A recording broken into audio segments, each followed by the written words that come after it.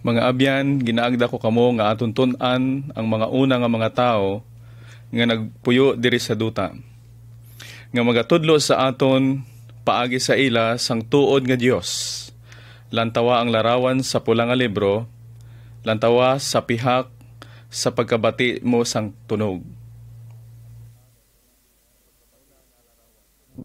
Una nga larawan, si Adan kag ang mga hayop. Heneses Kapitulo 1, versikulo 1, Kapitulo 2, versikulo 14. Sa ginsuguran ang Diyos lamang ang nagagahom. Isa lang ang Ginoo kag wala na sing iban pa. Siya isa ka espiritu, wala sing makakita sa iya. Siya makagagahom, nahibalaan niya ang tanan, kag bisan diin adto siya. Gintugas ang Ginoo ang tanan, ang langit kag ang duta. Gingtulgaman niya ang tao, halin sa yabok sang duta. Ginhatagan sang Ginoo ang tao sang espiritu para makilala niya ang Dios. Ginadlan niya ang tao nga si Adan. Subong man si Adan, ginhatagan niya sang mga ngalan ang mga kahayupan nga gintugas sang Ginoo. Gintugaman sang Ginoo ang maanghel sa langit. Ang tanan nga gintugas sang Ginoo maayogid.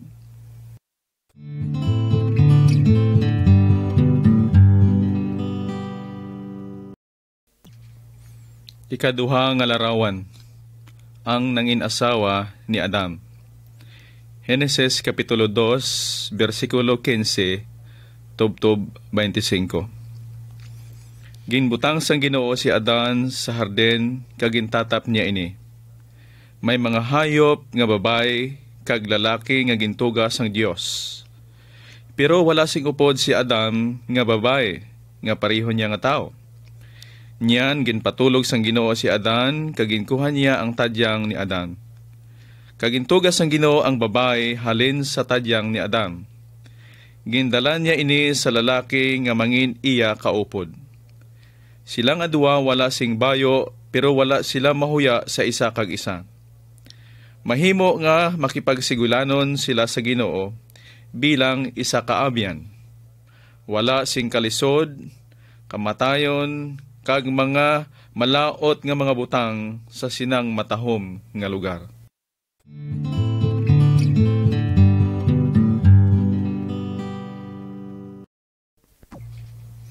Katatlo nga larawan, ang manog sa harden. Heneses Kapitulo 3, versikulo 1, tubtob 8. Isa ka adlaw ang pulong sang Ginoo kay Adan. Mahimo ninyo kaunon ang mga prutas sa harden, pero indi gid ninyo pagkaunon ang bunga sang kahoy sang pagkakilala sang maayo kag malaot. Kag sa adlaw nga magkaon ka sa iya, mapatay ka nga totoo. Si Satanas nga gintuga nga anghel sang Ginoo, nangin iya nga kaaway. Isa ka adlaw, si Satanas nagkari sa harden sa dagway sang isa ka matahom nga manog. Kag siya nagbinutig sa babae. Siling niya sa iya, nga indi siya mamatay kung kaunon niya ang bunga sang kahoy, nga ginadili sang Ginoo sa ila. Kag ginpilit niya ang babae nga magkaon. Ginhatagan man sang babae ang iya upod nga lalaki, nga si Adan, kag nagkaon man. Ginlalis nila ang Ginoo kag indi na nila nakilala sing lubos ang Ginoo. Sila nahuya sa isa kag isa, tungod sila nga duha wala sing mga bayo, kag sila nanago sa Ginoo.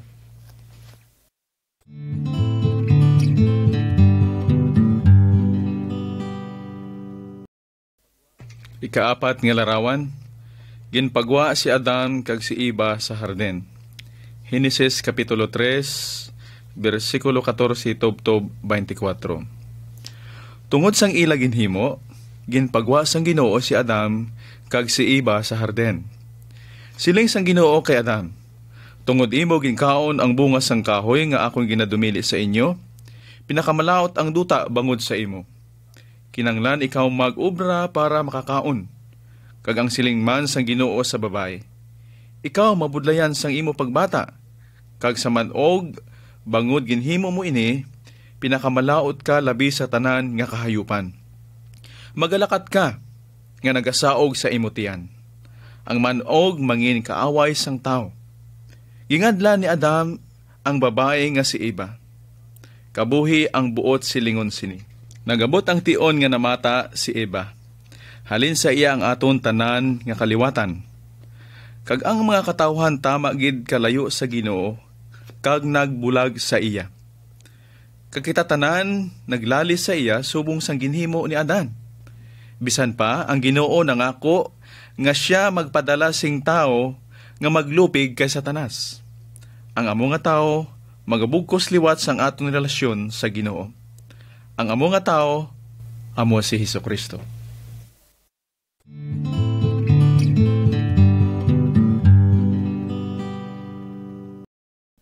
Kalima nga larawan, ang arka ni Noe. Henesos Kapitulo 6, versikulo 1, tubtob versikulo 22. Ang mga katawhan nagbuad sa kadagyan sang duta. Nagkabuhi sing malaot sa atubangan sang Ginoo. Pero isa lamang katao nga nagasunod-suno sa kabubuton sang Ginoo, kag ang iyang ngalan amo si Noe. Niyan ang Ginoo nagsiling, tungod nakita niya ang pagkamalaot sang tao nga dako sa duta. Ang siling sang Ginoo, laglagon ko gikan sa kadagyan sang duta ang tao. Magpadala ako sing dako nga anaw. Magahimo ka sang dako nga arka, apang magapakigdipan ako sa imo. Kag magasulod ka sa arka, ikaw kag ang imo mga anak nga lalaki. Kag ang imo asawa, kag ang mga asawa sang imo mga anak upod sa imo. Kagikan sa tagsa ka nagakabuhi sang tanan nga unod, duha sang tagsa ka sari-sari, isulod mo sa arka. Sa pagkabuhi sa ila upod sa imo, lalaki kag babae sila. Ginhimo ini ni Noe, suno sa tanan nga ginsugo sang Dios sa iya, amo ang ginhimo niya.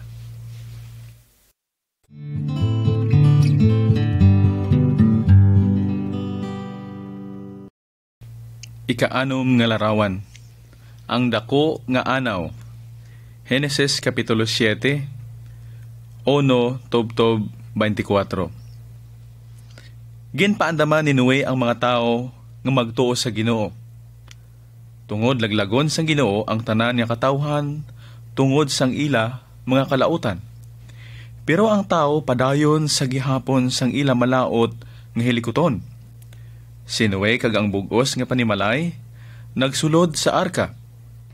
Gikan sa tagsa kasapat nga matinlo, tag pito-pito, lalaki kag babae. Kag ang mga kasapatan nga indi matinlo, lalaki man kag babae. Nagsulod man sa arka upod nila ni Noe. Ginsiradaan sang Ginoo ang puwertahan sang arka, kag nagsugod ang pagtupa sang ulan. Tungod sina, nagdako ang tubig kag naglutaw-lutaw ang nahanungod nga arka. Nagdako gid sing lubos ang tubig sa ibabaw sang duta, sabang nga ginlapawan ang tanan nga mga bukid nga matag-as nga yara sa idalom sang bugos nga langit. Busa, nagkalamatay gid ang tanan nga unod nga nagahulag sa duta, ang kapispisan, ang mga hayop, kag ang tagsa katao. Kag sinuwi lamang ang nabilin, kag ang iya mga kaupdanan sa sulod sang arka.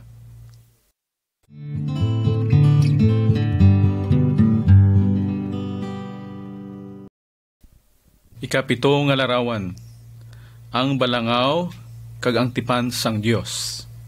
Henesis Kapitulo 8, versikulo 13 tubtob 22.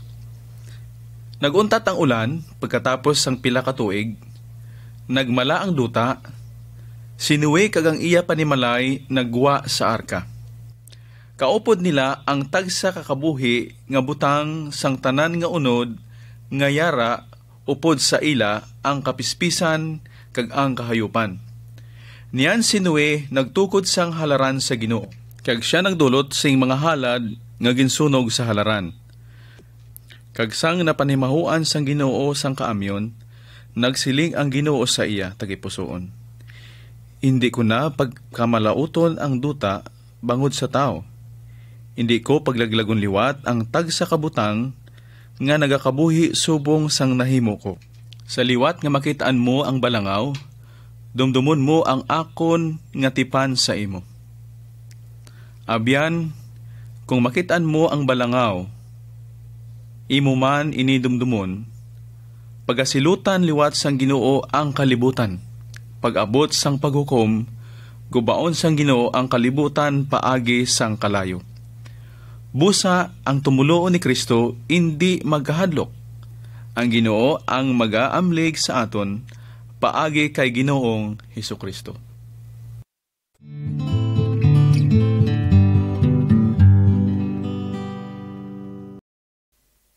Ikawalo nga larawan, ang turi ni Babel.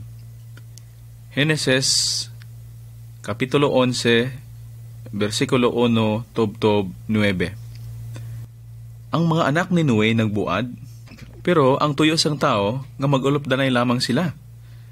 Kagkaron, nagtuyo ang mga katawhan nga magpatindog sang isa ka banwa, kag isa ka turi nga ang iya ukbong maglabot sa mga langit. Kagyari karon, nakitaan sang Ginoo ang yara sa ila mga tagipusoon nga kalautan. Ang Ginoo nagsiling, yari karon sila isa ka katawhan, kag sila tanan may isa ka hambal. Kari magkunsad kita, kag gumuno naton sang lain-lain ang ila mga hambal. Tungod sa pagkamalaot, kag dili pagsunod ang kabangdanan sang lain-lain nga hambal. Ang dili pagtuman sang kabubuton sang Ginoo, amo ang kabangdanan sing paglayo sa Ginoo.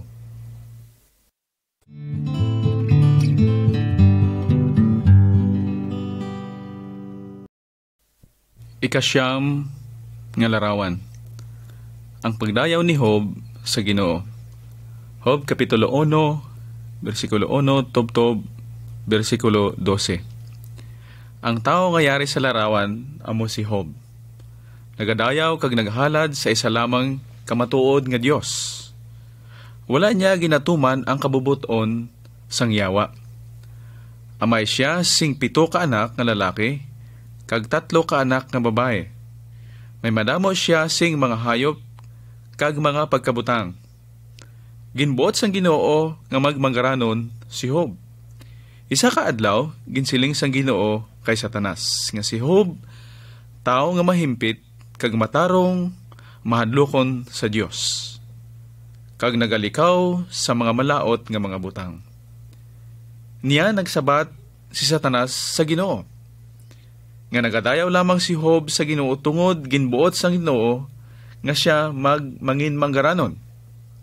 Apang untaya karon ang imo kamot, kag tanduga ang tanan nga iya, kag ikaw pagasikwayon niya. Naibalaan sang Ginoo nga nagabinutig lamang si Satanas.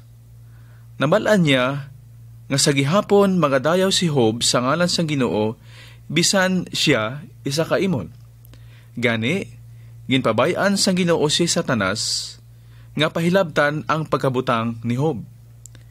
Dira mapamatud-an nga si Job maayo kag masinulundon nga tao sa atubangan sang Ginoo.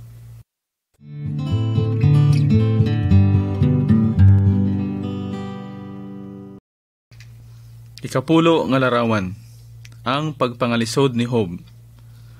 Job Kapitulo 1, versikulo 13, tubtob 22. Isa ka adlaw, ang sulugoon ni Job nagdala sing malain nga balita sa iya. Ang iya kuno mga hayop ginkawat, ginpatay ang iya mga alagad, may kalayo halin sa langit kag nagsunog sang mga karnero. Subong man ang iya isa ka alagad nagbalita sa iya nga ang iya mga anak nga lalaki kag ang iya mga anak nga babae nagakinaon kag nagailinom sang alak sa balay. Kag yari karon may nag-abot nga isa ka mabaskog nga hangin, nagtupa inis sa mga pamatanon kag sila nagkalamatay tanan. Niyan si Job nagtindog kag nagkiskis ang iya mga ulo kag naghapa sa duta. Kag nagsiling siya, ang Ginoo ang naghatag, kag ang Ginoo man ang magakuha. Pakamayuhon ang ngalan sang Ginoo. Sa sining tanan, wala gid si Job nagsala batok sa Ginoo.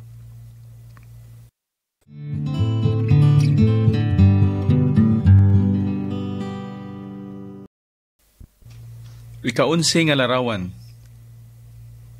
Nag-antos si Job. Job Kapitulo 2, versikulo 1, Kapitulo 41, versikulo 34. Siling ni Satanas sa Ginoo, untaya karon ang imo kamot, kag tanduga ang iya tulan kag ang iya unod, kag pagasikwayon kanya sa imo naong. Kag insabat siya sang Ginoo, yari karon, siya yara sa imo kamot. Si Satanas nagdala sing masakit nga balatian kay Job, ginpabudlayan gid maayo si Job sang mga hubag halin sa iya dapadapa, sang iya tiil tubtob sa iya alimpuduhan. Nya nagsiling sa iya ang iasawa, sikwaya ang imo Dios kag manginmatay. Apang si Job nagsiling sa iya, batunon bala naton ang mga maayo lamang halin sa kamot sang Dios, kag hindi naton pagabatunon ang malain?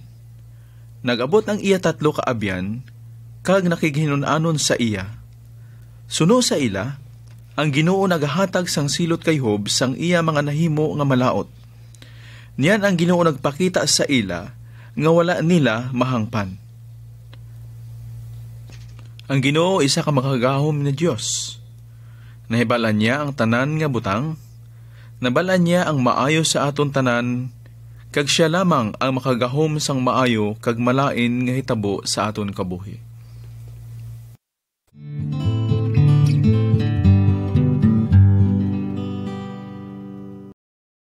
Ika-12 nga larawan. Ang pag-ayo ni Job. Job Kapitulo 42, versikulo 1 tubtob versikulo 17.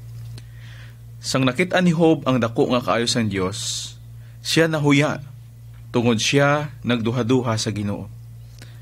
Nangamuyo si Job para sa iya mga abyan, tungod hindi nila mahangpan ang kabubuton sang Ginoo. Karon ginayo sang Ginoo si Job, kag liwat nangin manggaranon. Nagabot ang iya mga abyan, kag sila nagsinadya, kag nagdala sang ilang mga dulot.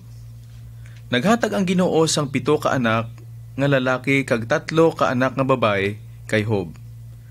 Siya nagkabuhi, kag nakita niya ang pagpakamaayos sang Ginoo. Siya namatay sang iya katigulangon. Mga abyan, nahibalaan sang Ginoo kung nga nagaantos ka, kag may mga madamo nga mga pagtilaw sa imo kabuhi. Atom dumdumon nga ginahigugma kita sang Ginoo, kag buot sang Ginoo nga magtuo kag magsalig lamang sa iya gahom. Kag kita mangin madinalagon paagi kay Kristo Jesus.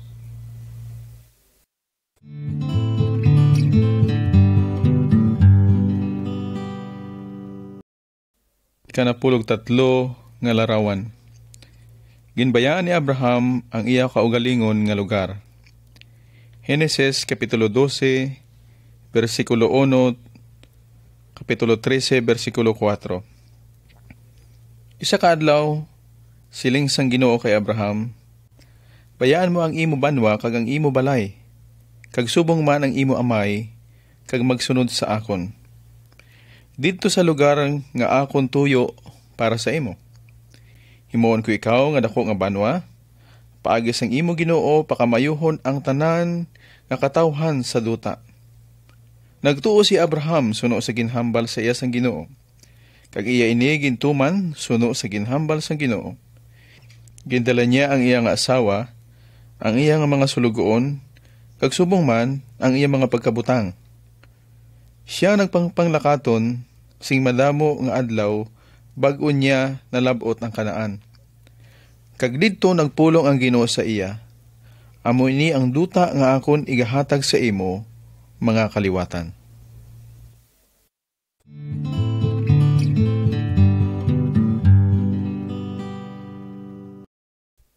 Ikanapulog 4 nga larawan. Si Abraham kag si Lot. Henesis Kapitulo 13, versikulo 5, tubtob, versikulo 18. May pakaisa si Abraham, ang iya ngalan amo si Lot. Nagupod siya sa ilan ni Abraham pakadto sa Kanaan. Si Abraham kag si Lot, may madamo sing hayop, kag pagkabutang. Ang mga bakero ni Abraham kag ni Lot, nag-inaway tungod wala sing lapad nga ila pahalban sang ila mga hayop. Tungod sina, siling ni Abraham kay Lot, hindi kita mag-ilinaway. Kinanglan kita magbulagay, magpili ka sang isa kaparte sang duta nga imo naluyagan. Si Lot naluyag gid sang maayo nga duta para sa iya kagalingon, kag sa iya mga hayop. Gani, iya ginbayaw ang iya mga mata, kag nakit-an niya ang kapatagan sang Jordan nga nahunob sing hilob sang tubig. Gani ginpili ni Lot nga sa iya ang bug-os nga kapatagan sang Jordan. Nagpuyo siya didto lapit sa banwa sang Sodoma. Kag niyan liwat ang Ginoo nagpulong kay Abraham, ang bug-os nga duta nga imo ginatan-aw ihatag ko sa imo, kag sa imo mga kaliwatan sing dayon.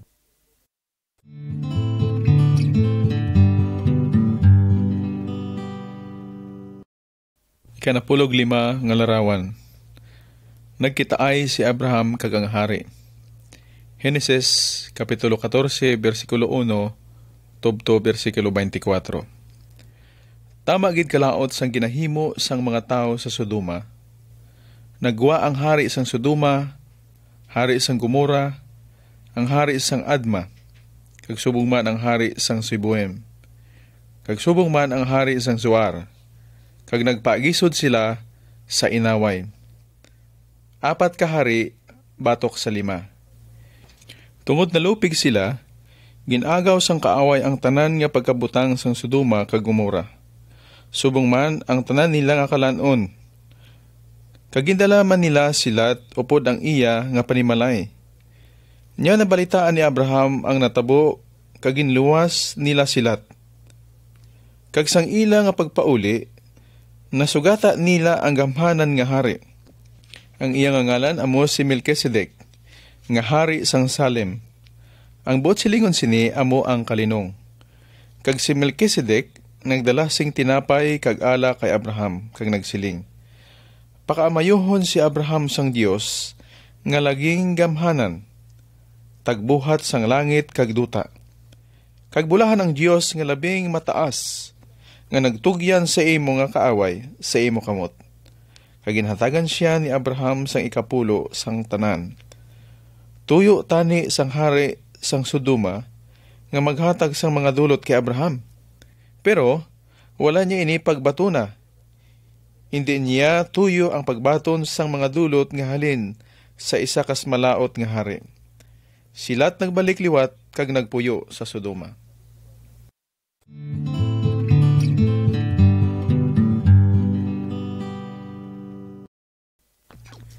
Ikanapulog 6 nga larawan. Kinisip ni Abraham ang mga bituon. Henesis kapitulo 15 bersikulo 1 tubtob 21. Isa ka tion nagabot ang pulong sang Ginoo kay Abraham sa palanan-awon. Kang nagsiling nga ang kaliwatan ni Abraham amo ang iya mga katawhan. Nagkasubo si Abraham tungod wala siya sing anak. Gindala siya sang Ginoo sa gwa kag ang siling niya sa iya, tanglaa ang langit, kag isipa ang kabituunan kung sarang mo sila maisip. Manginsubong sini ang imo mga kaliwatan. Kag nagtuo si Abraham sa Ginoo, kag ginisip ini sa iya nga sa pagkamatarong. Sa liwat nagpulong ang Ginoo kay Abraham nga ang iya kaliwatan amo ang magpanubli sang duta sa Kanaan.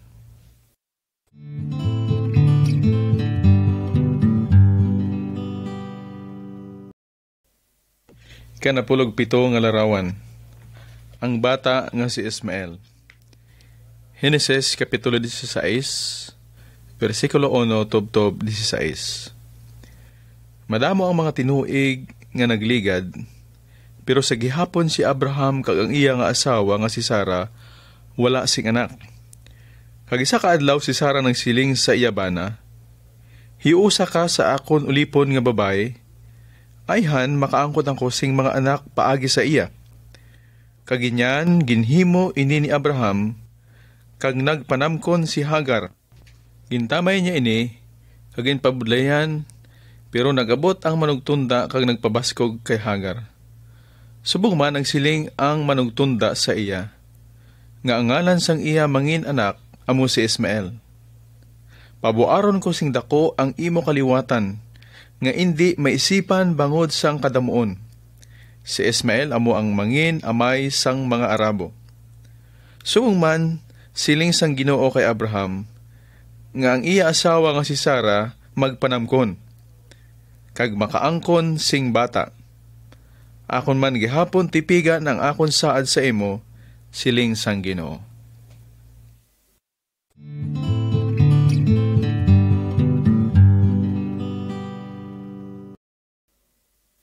Kanapulog 8 nga larawan.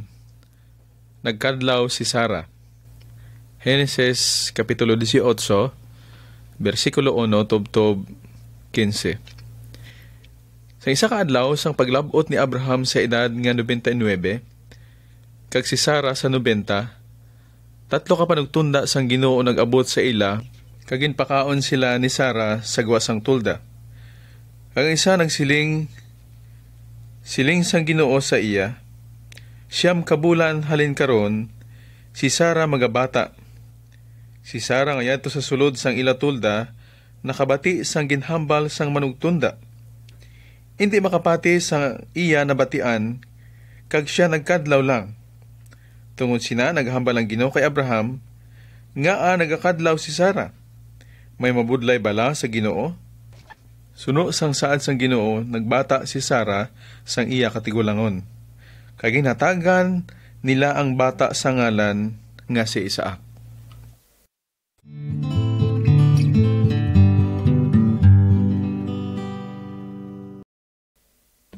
Kanapulog siyam nga larawan. Nangamuyo si Abraham nga luwason ang Sodoma. Genesis Kapitulo 18, versikulo 16. Subong man, Kapitulo 19, versikulo 29.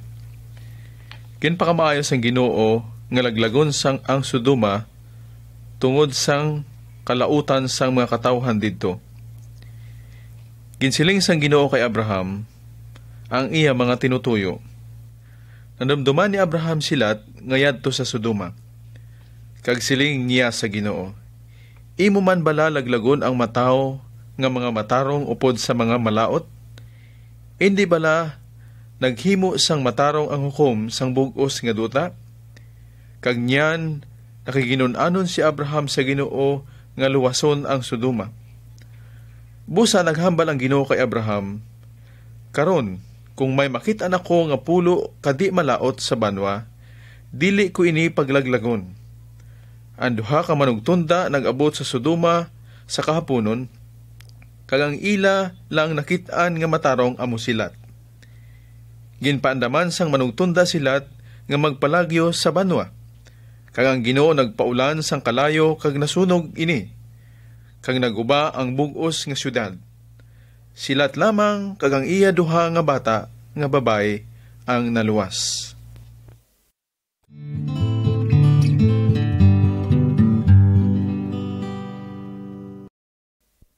Genesis Kapitulo 21, versikulo 1, kag Kapitulo 22, versikulo 19. Dako na si Isaac nga anak ni Abraham kag ni Sara, kag isa ka tion gintilawan siya sang Ginoo. Silang isang Ginoo sa iya, kuha ang imo bugtong nga anak nga si Isaac, kag ihalad sa akon. Si Abraham nagtuo sa Ginoo kag gintuman niya ang pulong sang Ginoo sa iya. Nahibalaan niya nga ang Ginoo magabuhi liwat, kay Isaacon iya ini kabubuton. Sanghana na nga iya pagapatyon ang iya kaugalingon nga anak, ang Ginoo naghambal sa iya, Abraham, hindi pagtanduga ang bata. Karon ako napamatud-an nga ako gid ang imo ginauna sa imo kabuhi. Nga wala mo pag-idumili sa ako ng imo anak nga bugtong. Kag si Abraham nakakita sang isa ka kornero nga napukot sang mga sungay sa kasiutan. Siya pihak nga ang iya kaugalingon nga anak ang iya patyon, naghatag ang Ginoo sang karnero bilang halad niya sa Ginoo.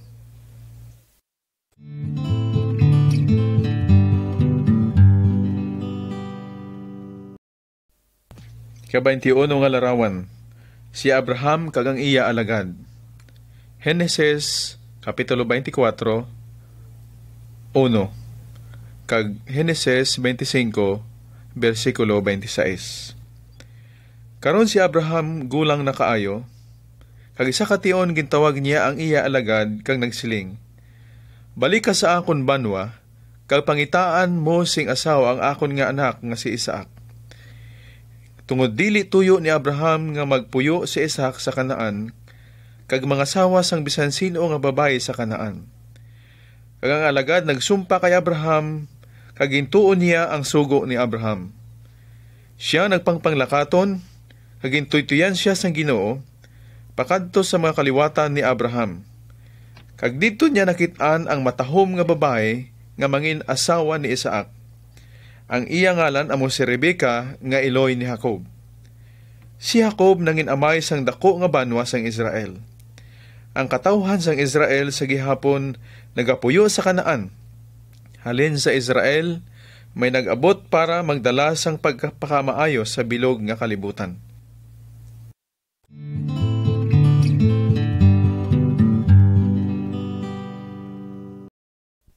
Ika-22 nga larawan, ang pagkatao ni Jesus.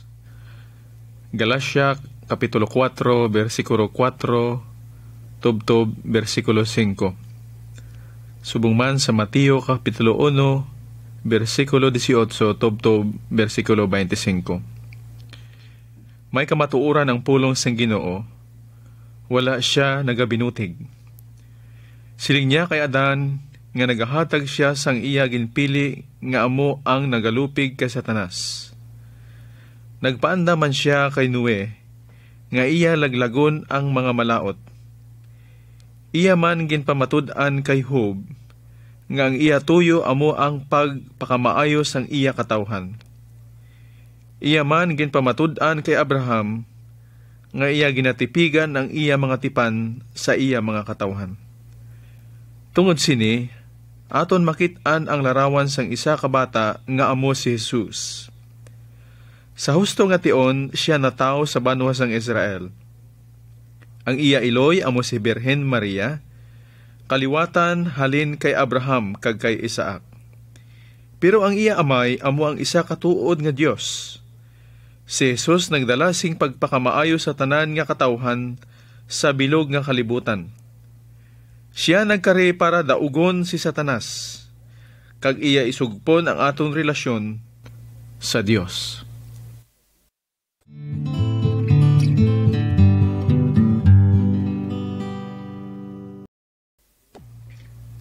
Ika-23 nga larawan, ang kamatayon ni Jesus. Galatia Kapitulo 3, versikulo 13, tubtob, versikulo 14. Nagdako si Jesus, kag siya nagsugod sa pagtudlo sa mga tao parte sa Ginoo. Naghimo siya sing madamo nga mga katilingala nga mga butang, para makit-an sang katawhan nga siya naghalin sa isa ka matuod nga Dios. Pero wala sing madamo nga nagtuo sa iya, tungod ang mga tao nagapabilin sa gihapon sang mga malaot nga mga butang. Ginlansang nila si Jesus sa krus. Ginbuno siya sang soldado sa iya kilid, kag siya tuod nga namatay. Siling sang Ginoo kay Adam sang una, nga siya mamatay kung kauno niya ang bunga sang kahoy nga ginadumili sang iya sang Ginoo. Nangin malalison karon ang madamo nga katawhan, kag ang tanan magaagi sa kamatayon. Pero si Jesus namatay para luwason kita tanan halin sa silot sang sala. Damdamo naton nga ang Ginoo naghimuno sang karnero para ihalad ni Abraham sa Ginoo. Ginhalad man sang Ginoo ang iya bugtong nga anak nga si Jesucristo para sa aton nga kaluwasan. Siling sang Ginoo kay Abraham, nga magahatag siya sang isa ka manluluwas para daugon si Satanas. Kag niyan si Satanas nalupig tungod sa pagkamatay ni Jesus sa krus sang Kalbaryo para sa aton mga sala. Kag karon wala na sing gahom sa aton nga mga tumuloo ni Kristo si Satanas. Kag subong man wala na sing gahom ang kamatayon tungod kita naluwas na ni Kristo.